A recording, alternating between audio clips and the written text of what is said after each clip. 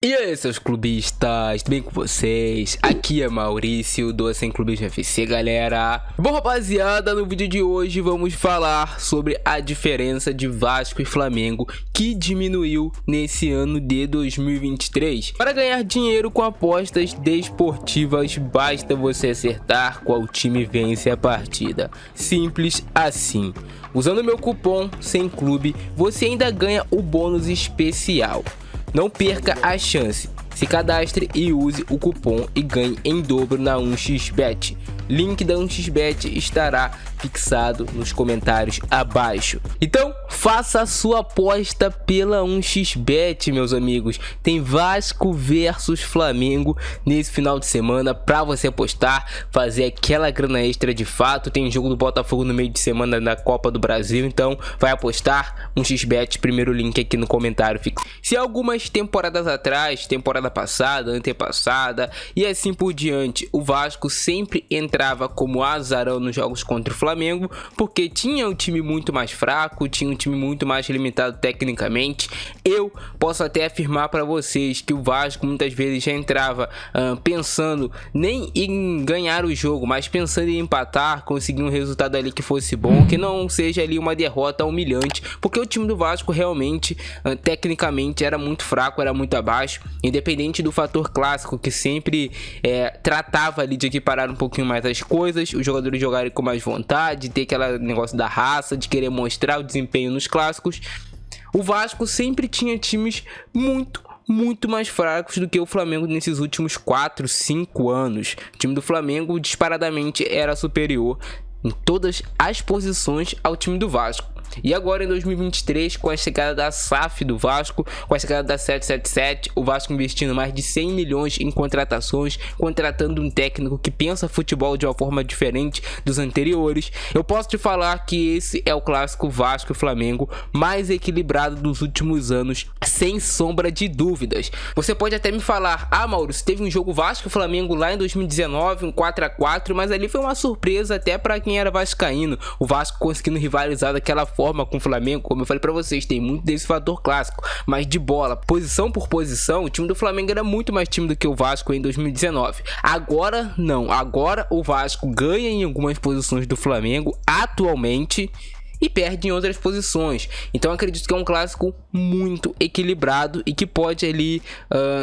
o Vasco realmente entrar com expectativa de vencer e fazendo um bom jogo, jogando futebol, não apenas pensando em se defender e sair em um contra-ataque, sabe? Então as coisas realmente mudaram. Quando o Josh Wilder falou lá atrás, na temporada passada, que era o último clássico que o Vasco entraria em campo com a disparidade financeira em relação ao Flamengo, a disparidade financeira ainda existe, o elenco do Flamengo ainda é bem mais valioso do que o elenco do Vasco, mas a gente tem que se lembrar que entram 11 jogadores dentro de campo. E desses 11 jogadores dentro de campo, o Vasco tem 11 bons jogadores, o Flamengo tem 11 bons jogadores agora. Então as coisas estão mais equiparadas, o clássico está mais igual, o que é bom pro futebol, não só pro torcedor do Vasco, mas até mesmo pro torcedor do Flamengo, poder ver um jogo tecnicamente, visualmente falando, melhor. Acredito eu. Já tem mais de 50 mil ingressos vendidos para esse clássico, a expectativa vem aumentando, não só dos vascaínos, os flamenguistas tentam tirar esse peso, falando, pro Vasco é final pra gente não, mas cara, os últimos resultados do Flamengo foram muito ruins. Então o Flamengo precisa dar uma resposta ao seu torcedor. Já perdeu a final da Recopa pro Del Valle. Se perde pro Vasco, engatilha em derrota pro Fluminense, a vida do flamenguista vira um inferno. Isso eu posso te afirmar. Então hoje você pega ali o time base titular do Vasco, com Léo Jardim, com a zaga formada pelo Léo, pelo Miranda. Pode ser que o Capasso jogue, mas acredito que o Barbieri vai manter o Miranda. Você tem ali o Vasco com 2 bons laterais.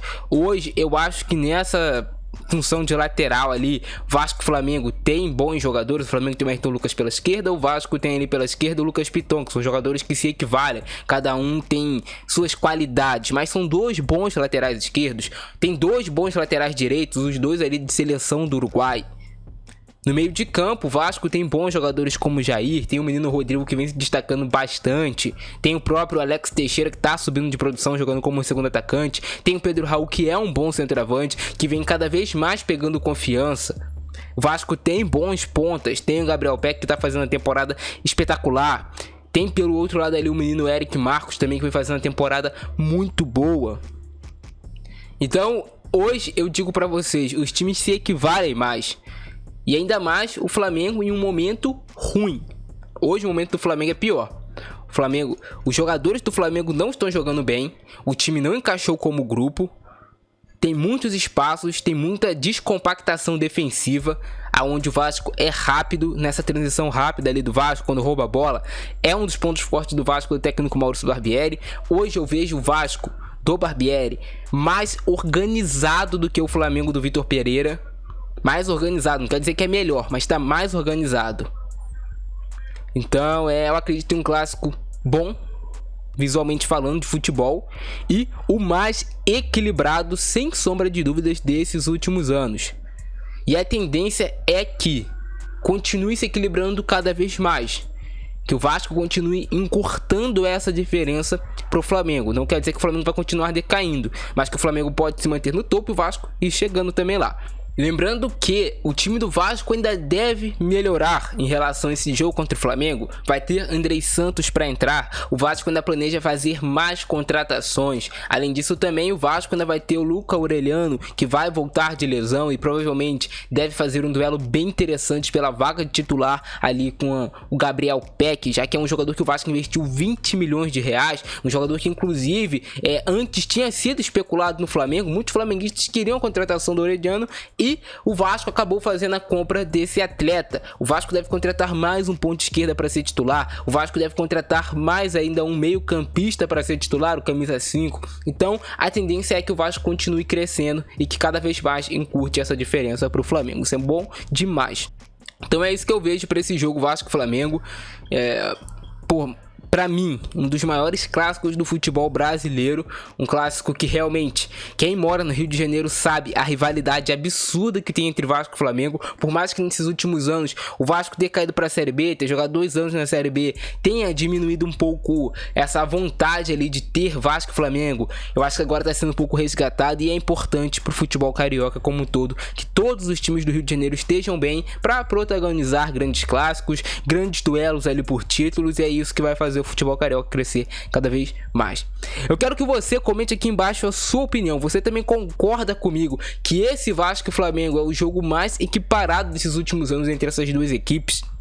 Que realmente dessa vez o Vasco entra com a proposta de jogar futebol, querendo vencer o jogo, mas também sem perder suas características? Comenta aqui embaixo a sua opinião.